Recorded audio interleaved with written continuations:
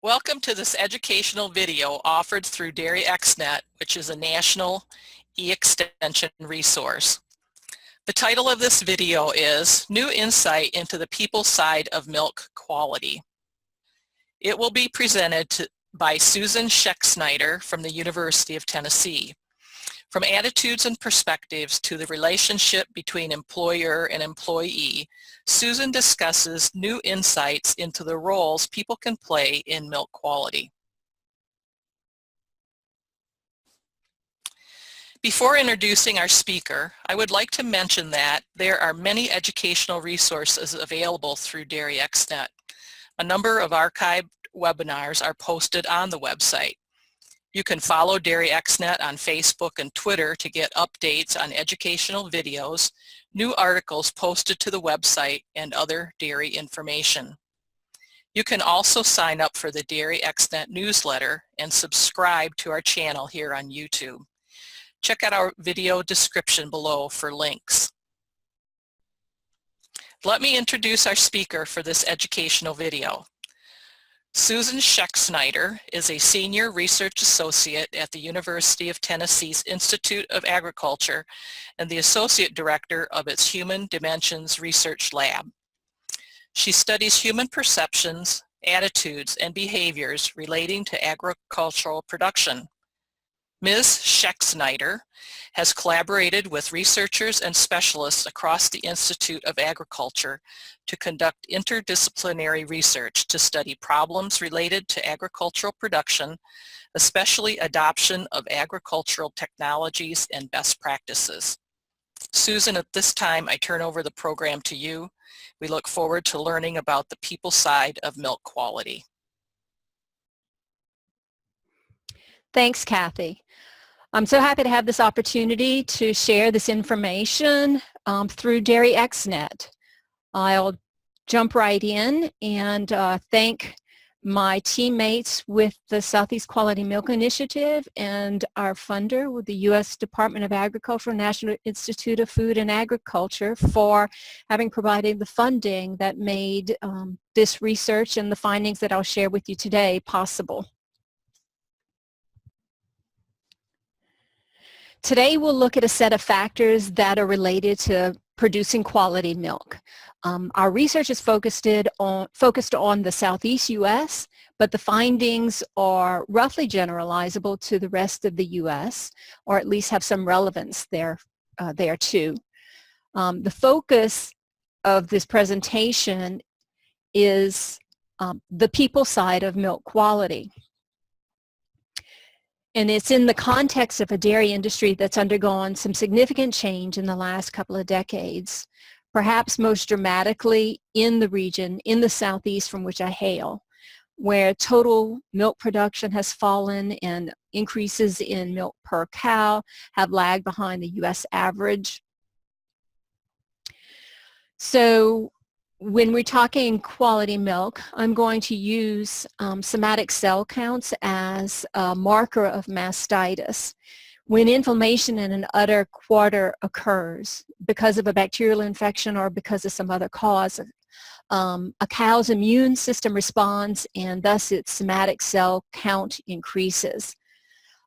This response makes the somatic cell count, which we express as the number of cells per milliliter in milk. It makes it a good marker of mastitis, which is directly related to the quality of milk. Mastitis also affects the animal's health and comfort, and it decreases milk quality and yield. So the Southeast milk quality, indicated again by SCC in milk samples, as you can see from the chart, lagged behind the U.S. as a whole in 2012 and still does today. The SECs of 400,000 is a significant threshold because milk above this SEC does not meet the European Union, the EU standards, and thus it can't be exported.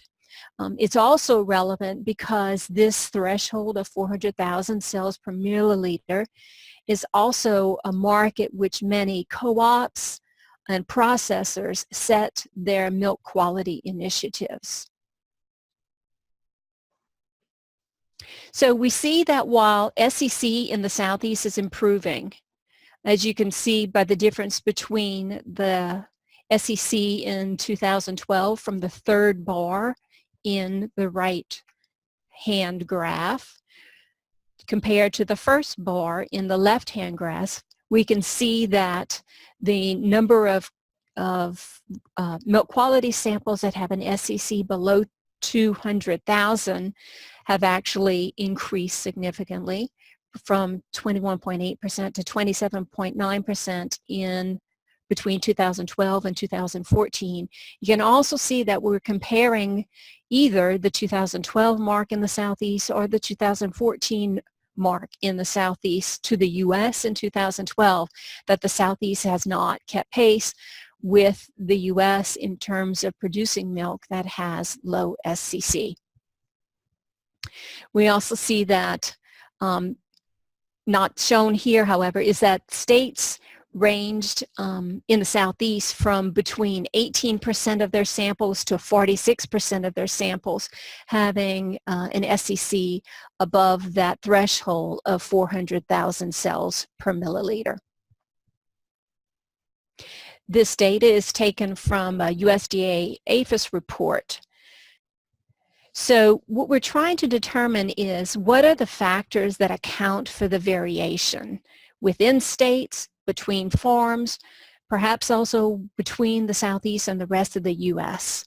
We know that seasonality may contribute some variability in the SEC milk samples, but it does not account for the differences between farms that consistently run at high SECs and those that, on the other hand of the spectrum, consistently run at low SECs.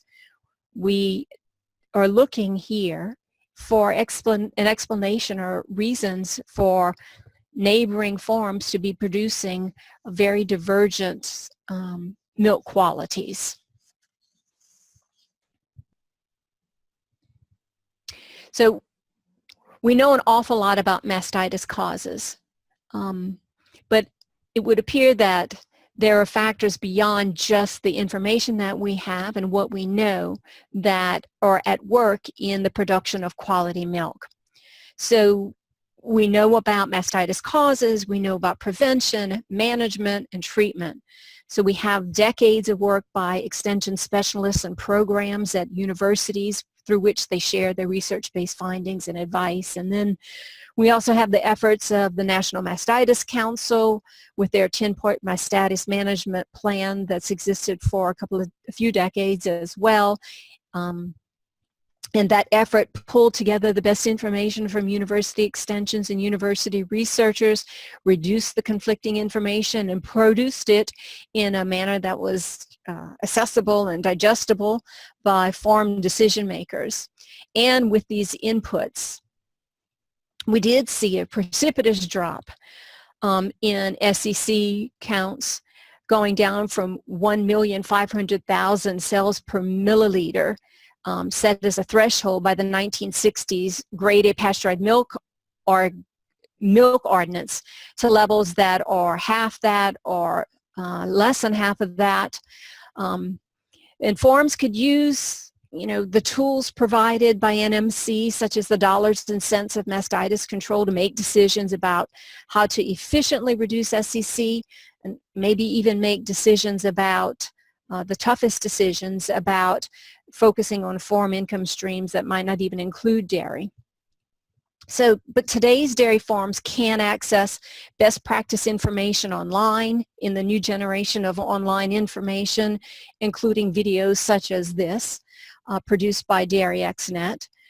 So with all the information available, we wondered then and are exploring then, why is it that quality milk production is still a challenge on some farms? Why is it that there remain farms, a higher share in the Southeast than elsewhere in the U.S., that operate with routinely higher than desired bulk tank SCC levels? Why is it that neighboring farms can produce milk with SCC counts that vary by a few 100,000 cells per milliliter?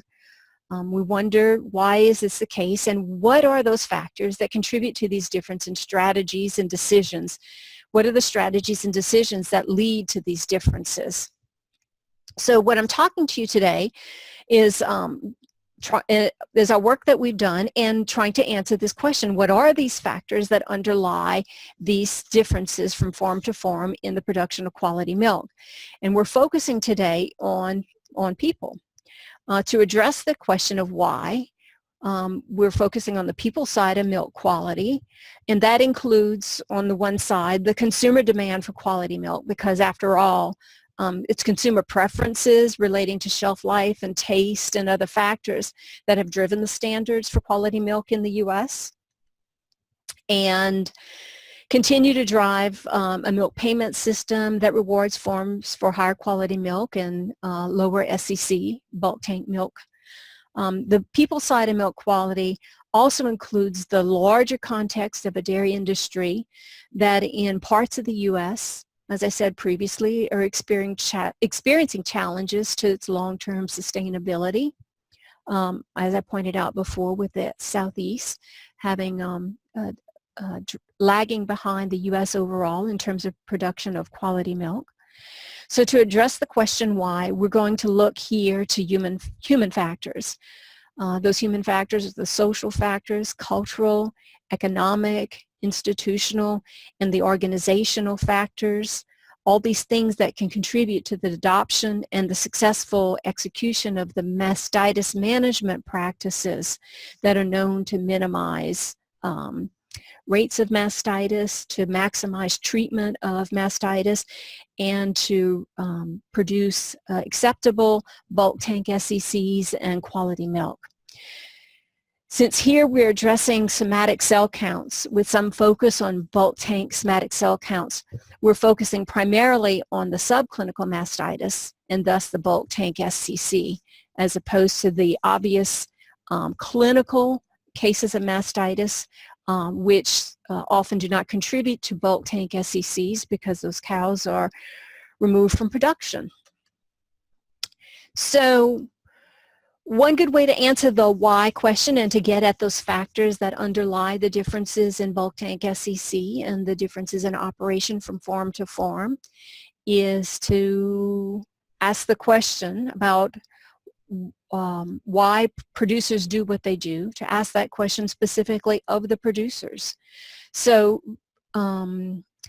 researchers with the Southeast Quality Milk Initiative, myself included among them, have used small group discussions where we've talked to farmers and large surveys to gather information from the producers, specifically from the farm owners and farm managers, those primary decision makers on dairy farms.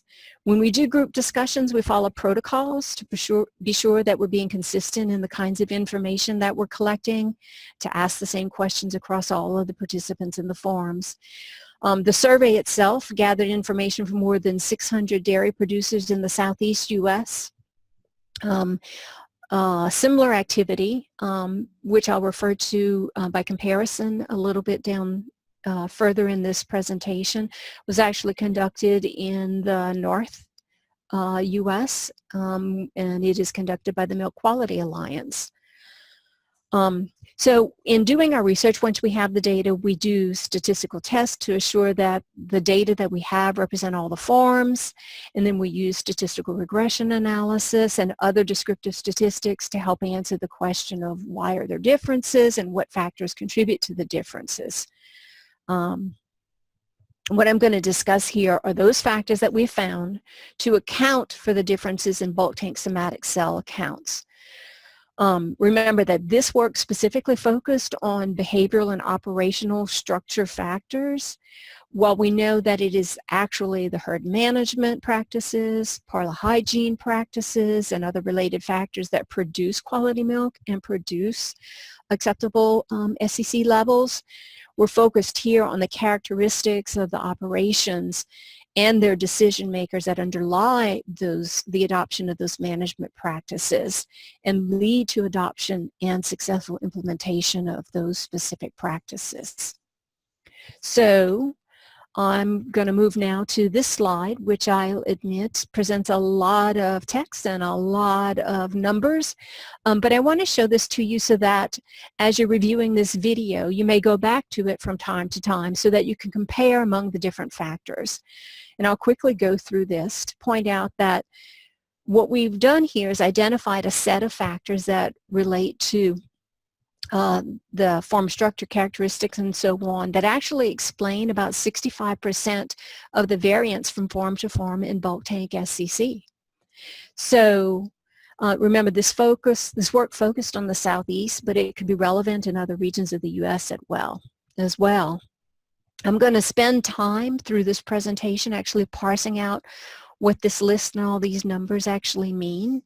But what I want to show you here is that the behaviors that relate to managing bulk tank SCC include things relating to the structure of the form, to the characteristics of the operators themselves, the attitudes and the perceptions that the primary decision makers on those forms actually have about mastitis and mastitis control, as well as we see that there are specific factors at the state level that are affecting the mean bulk tank SCCs, and the information sources that the producers are accessing also have some weight. So when we do this type of analysis, what we're basically saying is that if we hold all the other factors constant, a specific given factor that I'll review accounts for a particular share of the difference in forms bulk tank SCC. So it's an explanatory factor. Everything on this slide is one of the contributing factors that explain the difference in bulk tank SCC. So we use the form reported bulk tank SCC as the dependent variable, and when we're looking at these factors, and in the data that we have provided by the forms for our analysis, we actually had a range of SCCs that went from 130,000 to more than 700,000. So we're actually looking at quite a range of performance type forms in the Southeast. So we found that generally forms are not experiencing big swings in the bulk tank SCC.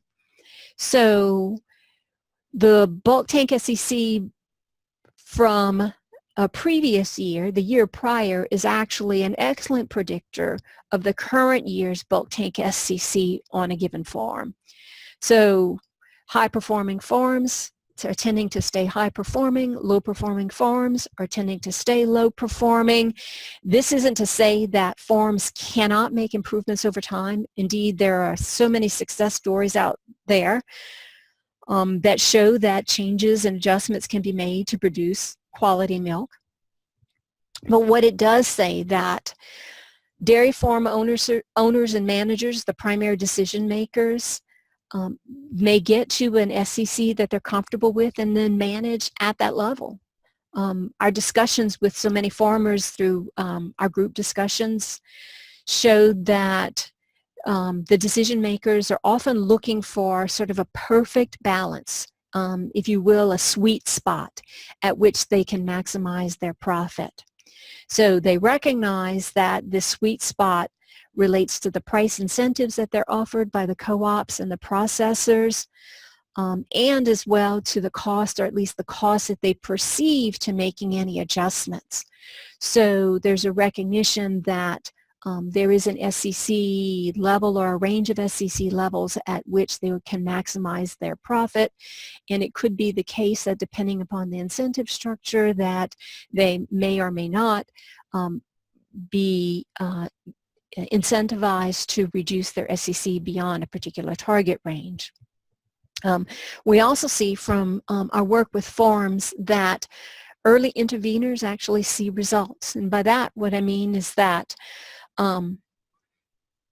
when farms take actions to adjust their bulk tank SCC early, by early I mean at counts that are at 300,000 cells per milliliter or below that level, they will produce lower bulk tank SCCs.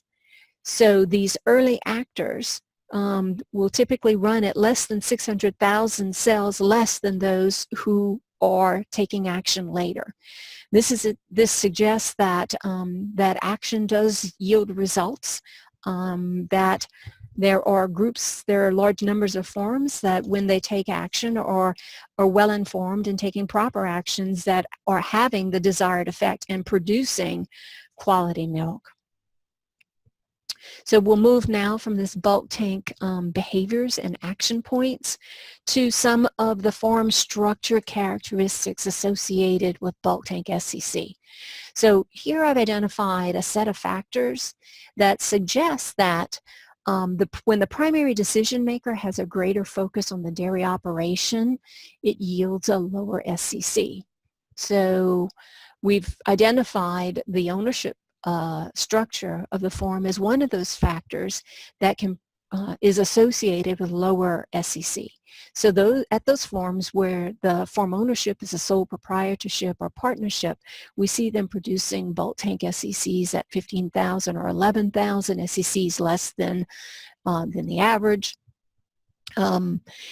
We see that for forms where there are non-dairy operations, so that means anything other than actually producing the grain, the silage for the herd, at those forms they are running at higher bulk tank SCCs, 11,000 cells per milliliter above the average. And then we see that when the owner or the manager, that is the primary decision maker, is in the parlor, at least sometimes during milking, that those forms are producing higher quality milk with a coefficient of 14,000 cells per milliliter. So if you take those together, it shows that it could suggest that forms that have a greater focus on dairy operations are yielding lower bulk tank SCCs. But there are some counter-arguments to this from other research and from the research here as well. We see that we did not find that those forms that have off-form income sources were not necessarily producing milk with higher bulk tank SCCs. They were somehow producing milk that matched the average SCCs. And we note that other studies have found that off-form income was associated with higher SCCs, although our study itself did not find that. So these are the form structure characteristics that seem to be associated with bulk tank SCCs. So we'll move now to operator characteristics. So operator characteristics are those things that have to do with the primary decision maker himself or herself. And that could be, for example, education or age. We also factored in whether and neither of those things, by the way, show any association with bulk tank SCC. What we did find is that when the primary decision maker and the employees of the dairy speak the same language, that we see those forms producing on average a higher bulk tank SCC. So this is one of those instances where this is actually consistent with the study in the Northeast, which found that English-speaking dairy employees are associated with higher bulk tank SCC. What we don't know at this point is whether there are different training programs in place or other factors associated with language that are somehow contributing to this finding. But we did actually do some additional analysis to have a look at what the primary decision makers are using with respect to procedures to manage bulk tank SCC, those management practices that might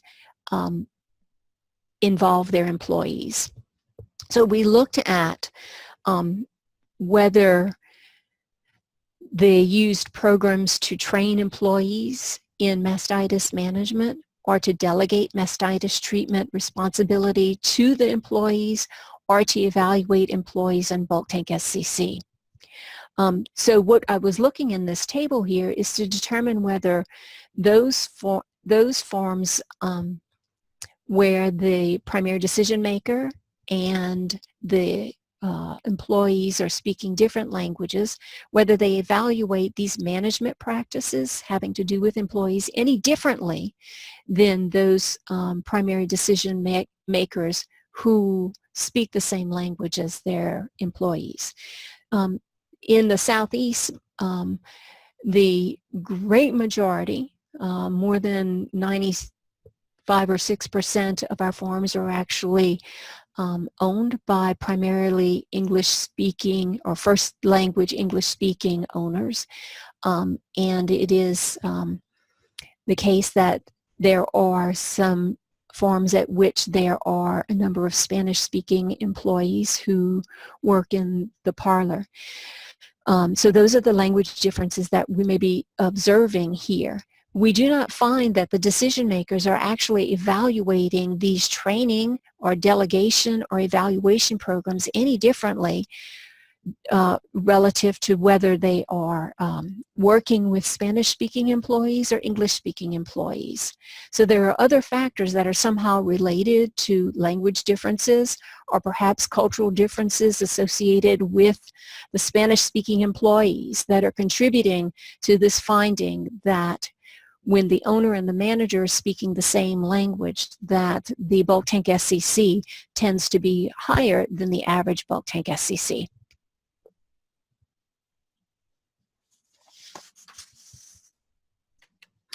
The second operator characteristic that we found to be associated with bulk tank SCC is the likelihood that the farm will be remaining in business as a dairy farm 5 years out from the date at which we collected the information. So what we have found is that those farms who will be in business or anticipate being in business 5 years out are running at a lower bulk tank SCC.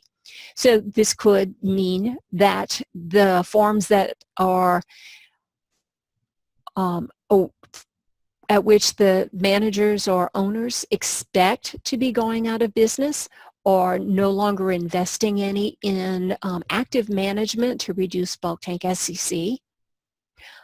Or it could mean that, alternatively, that those farms that know they're going to be in business are taking extra measures to assure that they will stay in business, and that could account for the lower bulk tank SCC at those farms that expect to be in business 5 years from now.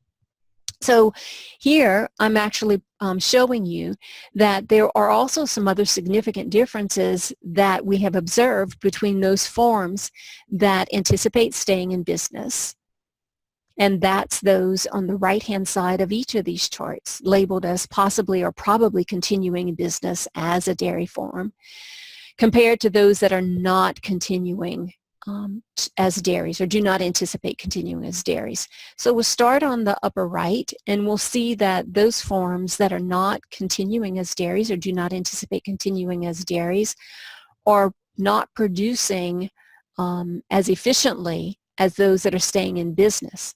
They are producing less milk per cow per day than those that are staying in business.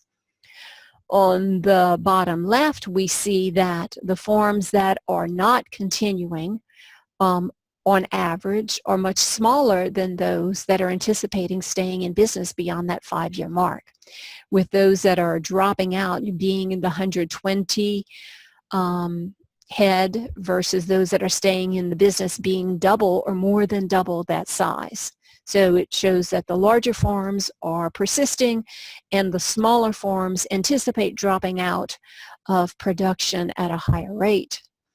And then we look to the bottom right, where we see that those farms that are not continuing or do not anticipate continuing as dairy operations are actually making choices to allow SCC to stretch into the higher range at, on average, 400,000 cells per milliliter. before they take action.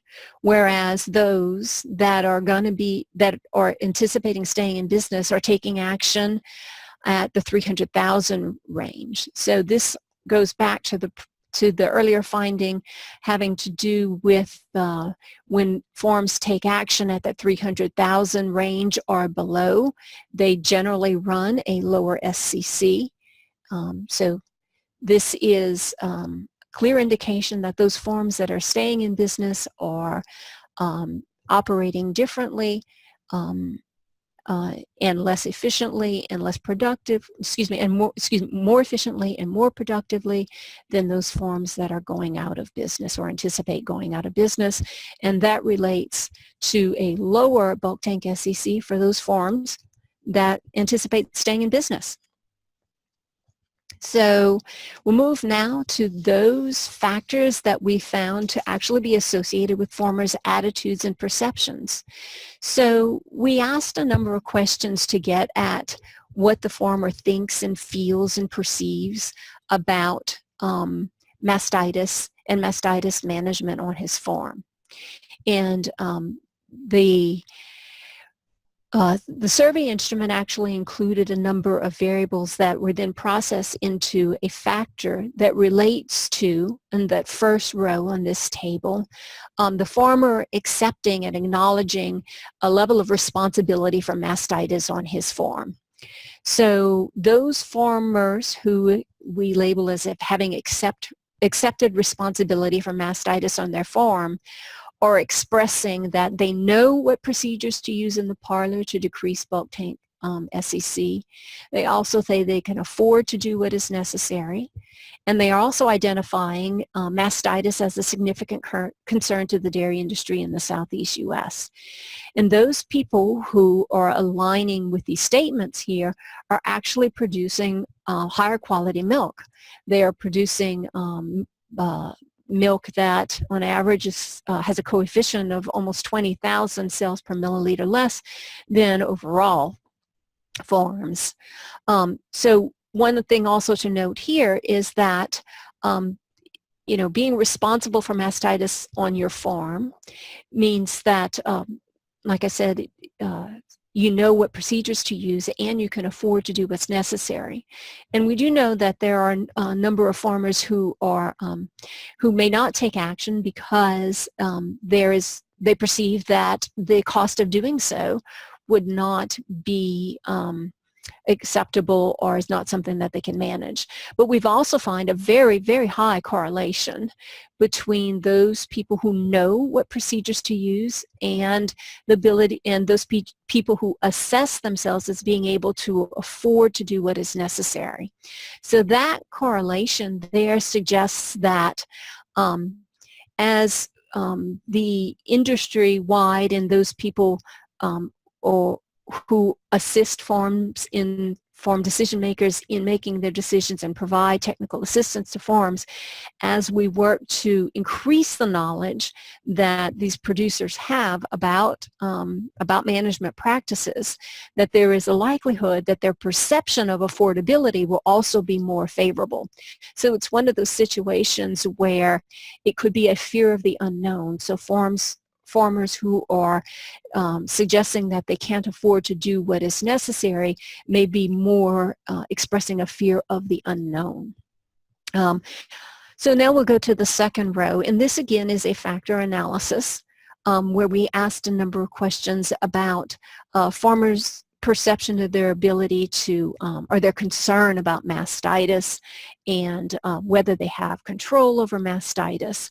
So those farmers who said that mastitis causes were difficult to manage and that mastitis seemed to persist despite their efforts to control of it, generally those people who are very concerned about mastitis and feel that it's an out of control or an uncontrollable situation actually are running at higher bulk tank SCCs, 17,000 to 18,000 cells per milliliter above the average farm is what we're seeing by these among these farms. So people who are overly concerned about, or who are expressing concern about mastitis and saying that they are difficult to manage, are those who are experiencing higher bulk tank SCC and don't feel that that they have the ability to control it. They feel that it is a little out or beyond their control.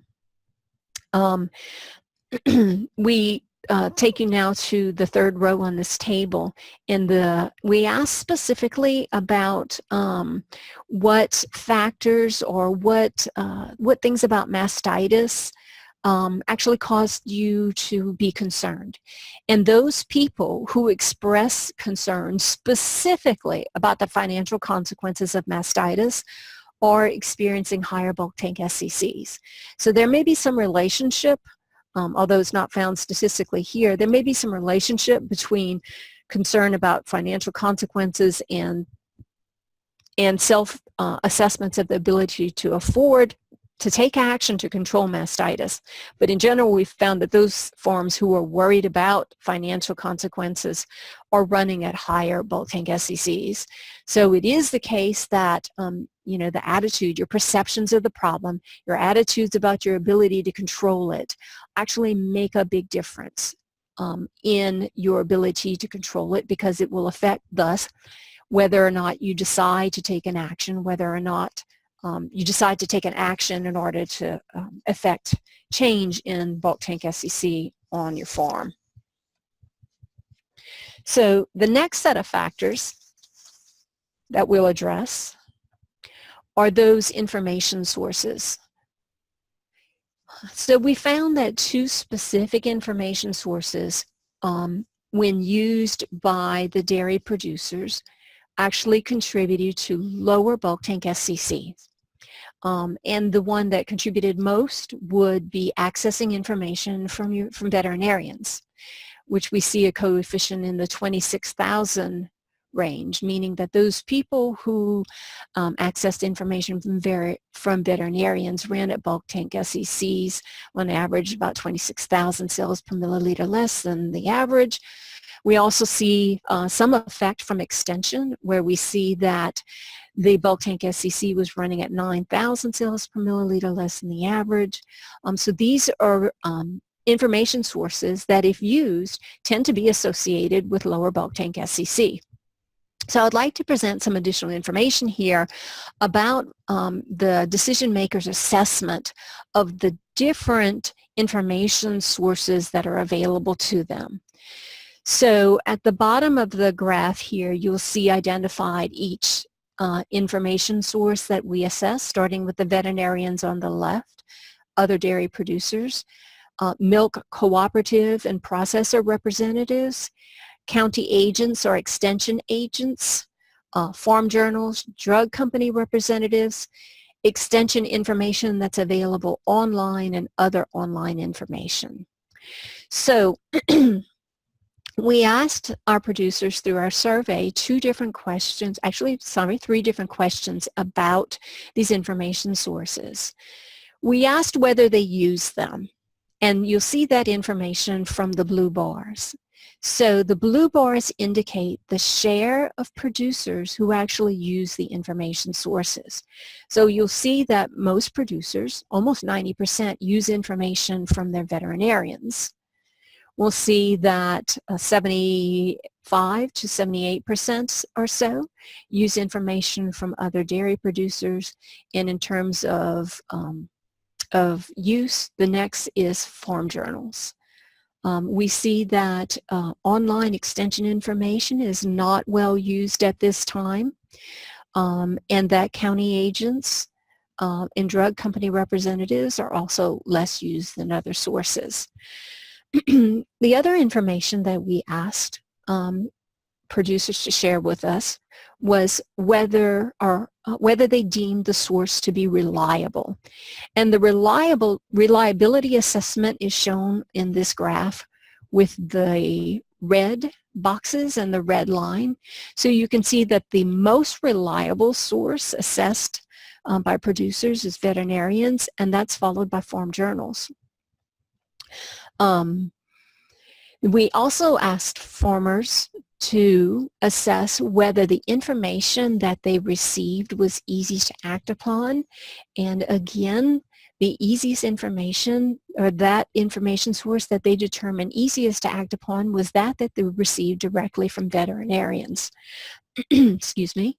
And with folks evaluating that as the easiest to act upon and also, as I said, the most reliable.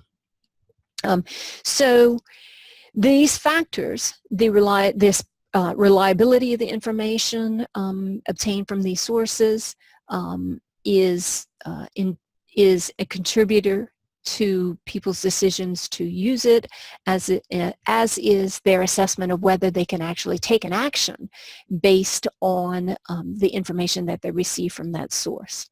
So I'll point out, though, that while the veterinarians are used at a high rate, and use of information from veterinarians actually contributes to a lower bulk tank SCC, the extension sources are used much less, yet when they are used, they also contribute to a lower bulk tank SCC. We did discern a difference between the use of information from county agents and use of information from extension online sources, with there being a slightly greater decrease in the direct contact with county agents than from online information sources. We do see more access of online information sources by younger dairy producers. So as the industry changes and a younger generation of dairy farmers moves up, we may see that information sources online, such as this video, may actually begin to contribute more readily to quality milk in the Southeast. Another factor associated with bulk tank SCC is the state. So we had 6 states surveyed. Among them were North Carolina and Virginia. And in each of those states, we find that holding all other factors steady, it's important to point out here that the state itself was a factor. So what this suggests is that there's something else going on in the state that's contributing to lower bulk tank SCC.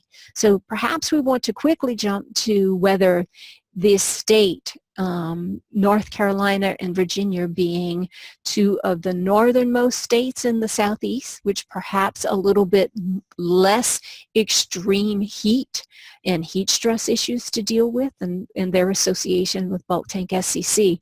But we do note that Kentucky shares roughly the same latitude as these states, and it by itself did not pop up as a factor associated with the bulk tank SCC.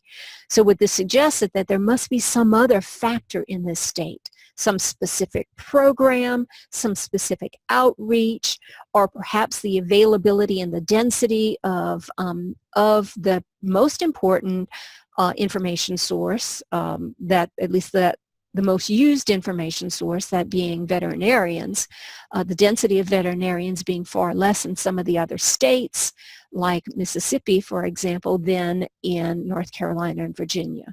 So we need to do additional work to find out why it is that these 2 states produce higher quality milk with lower bulk tank SCCs than other states in the SCC. So I'd like to conclude the presentation with perhaps some suggestions about how this information can be used by the various people involved in the dairy industry, including dairy farmers themselves and technical representatives, extension agents and specialists, and veterinarians who are basically in the business of assisting farms as they work to become sustainable dairy operations in the Southeast, or more sustainable dairy operations in the Southeast.